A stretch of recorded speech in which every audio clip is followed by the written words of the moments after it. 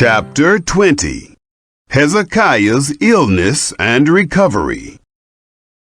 In those days was Hezekiah sick to death. Isaiah the prophet, the son of Amos, came to him and said to him, Thus says Yahweh, Set your house in order, for you shall die and not live. Then he turned his face to the wall and prayed to Yahweh, saying, Remember now, Yahweh, I beg you, how I have walked before you in truth and with a perfect heart, and have done that which is good in your sight. Hezekiah wept bitterly. It happened, before Isaiah had gone out into the middle part of the city, that the word of Yahweh came to him, saying, Turn back, and tell Hezekiah, the prince of my people, Thus says Yahweh, the God of David your father, I have heard your prayer, I have seen your tears. Behold, I will heal you. On the third day you shall go up to the house of Yahweh. I will add to your days 15 years. I will deliver you and this city out of the hand of the king of Assyria. I will defend this city for my own sake and for my servant David's sake. Isaiah said, Take a cake of figs. They took and laid it on the boil, and he recovered.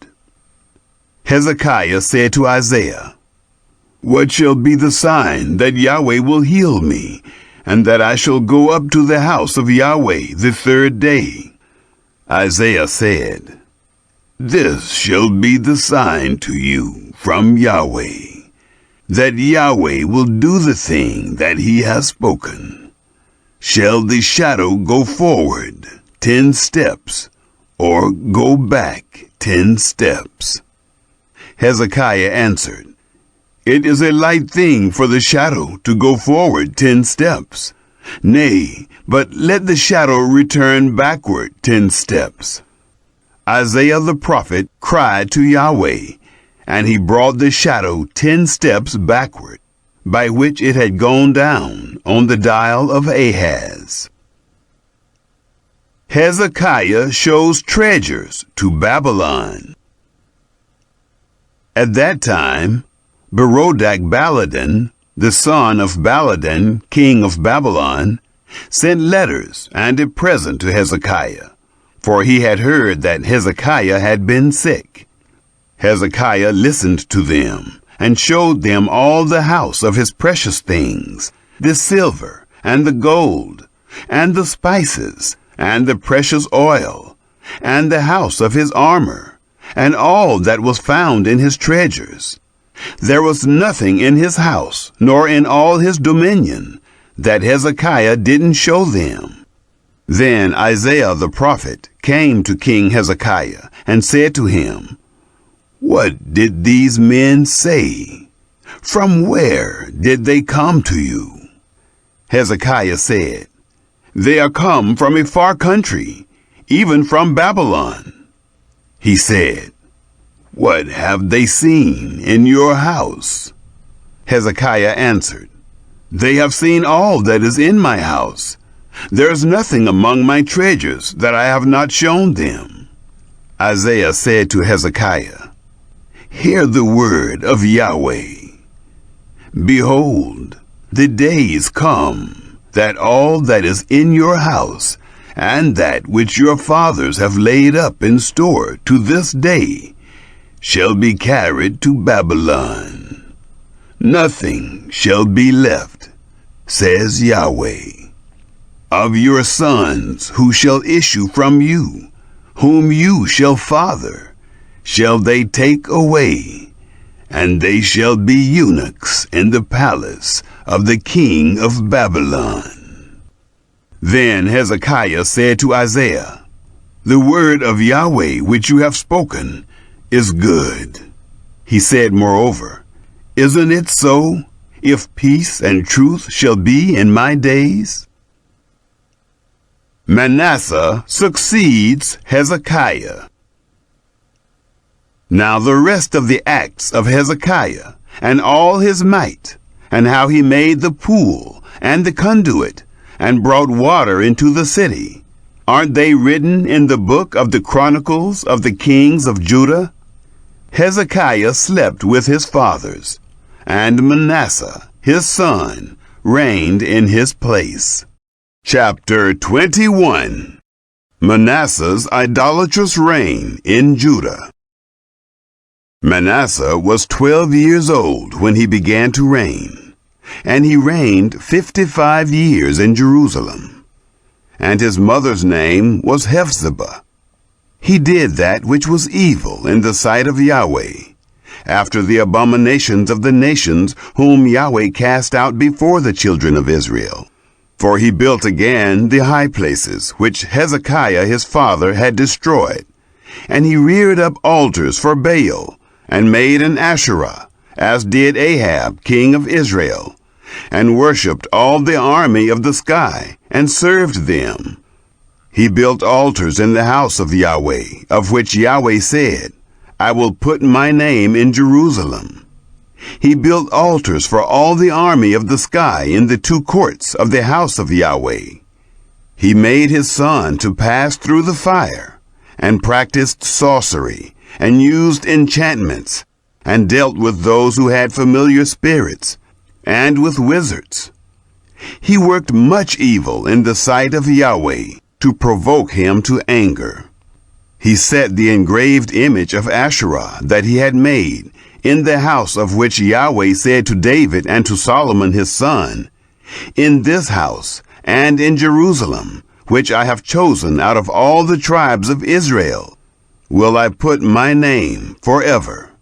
Neither will I cause the feet of Israel to wander any more out of the land which I gave their fathers, if only they will observe to do according to all that I have commanded them, and according to all the law that my servant Moses commanded them.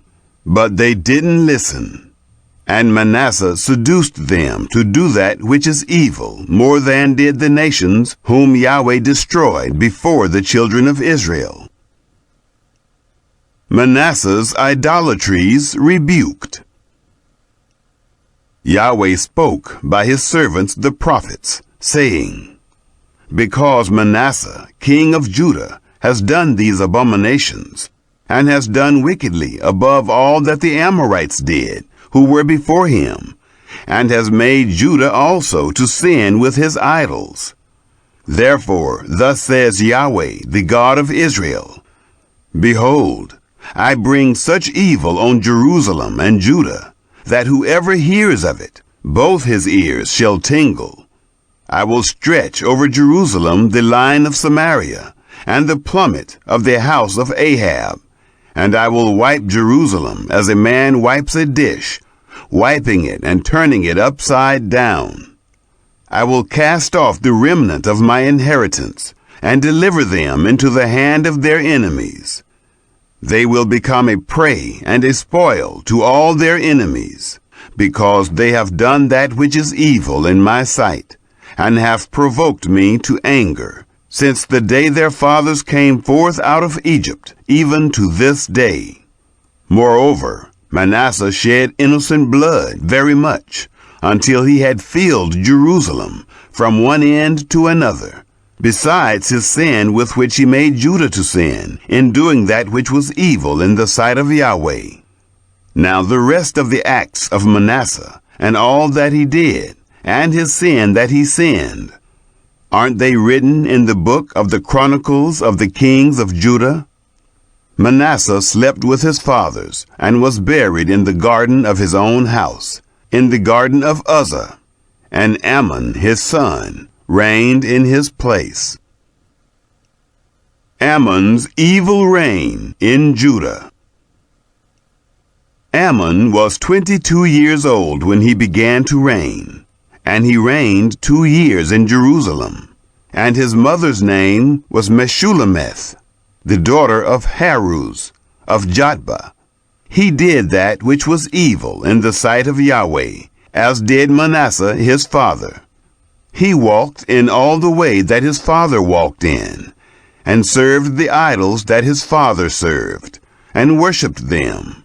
And he forsook Yahweh, the God of his fathers, and didn't walk in the way of Yahweh.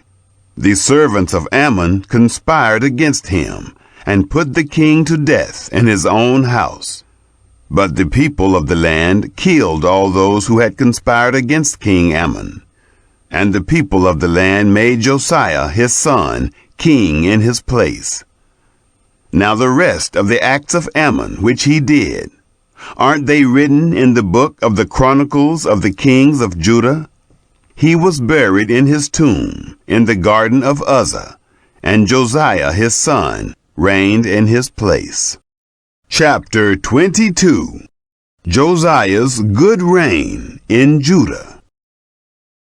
Josiah was 8 years old when he began to reign, and he reigned 31 years in Jerusalem. And his mother's name was Jediah, the daughter of Adiah of Bozkath.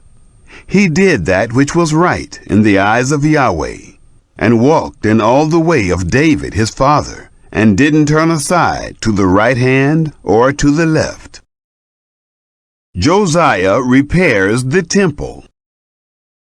It happened in the 18th year of King Josiah that the king sent Shaphan, the son of Azaliah, the son of Meshullam, the scribe, to the house of Yahweh, saying, Go up to Hilkiah the high priest, that he may sum the money which is brought into the house of Yahweh, which the keepers of the threshold have gathered of the people. Let them deliver it into the hand of the workmen, who have the oversight of the house of Yahweh. And let them give it to the workmen who are in the house of Yahweh, to repair the breaches of the house, to the carpenters, and to the builders, and to the masons, and for buying timber and cut stone, to repair the house. However, there was no accounting made with them of the money that was delivered into their hand, for they dealt faithfully. Hilkiah finds the book of the law. Hilkiah the high priest said to Shaphan the scribe, I have found the book of the law in the house of Yahweh. Hilkiah delivered the book to Shaphan, and he read it. Shaphan the scribe came to the king, and brought the king word again, and said, Your servants have emptied out the money that was found in the house, and have delivered it into the hand of the workmen, who have the oversight of the house of Yahweh. Shaphan the scribe told the king, saying, Hilkiah the priest has delivered a book to me. Shaphan read it before the king. It happened, when the king had heard the words of the book of the law, that he tore his clothes. The king commanded Hilkiah the priest, and Ahikam the son of Shaphan, and Akbor the son of Micaiah, and Shaphan the scribe, and Isaiah the king's servant, saying, Go, inquire of Yahweh for me, and for the people, and for all Judah, concerning the words of this book that is found.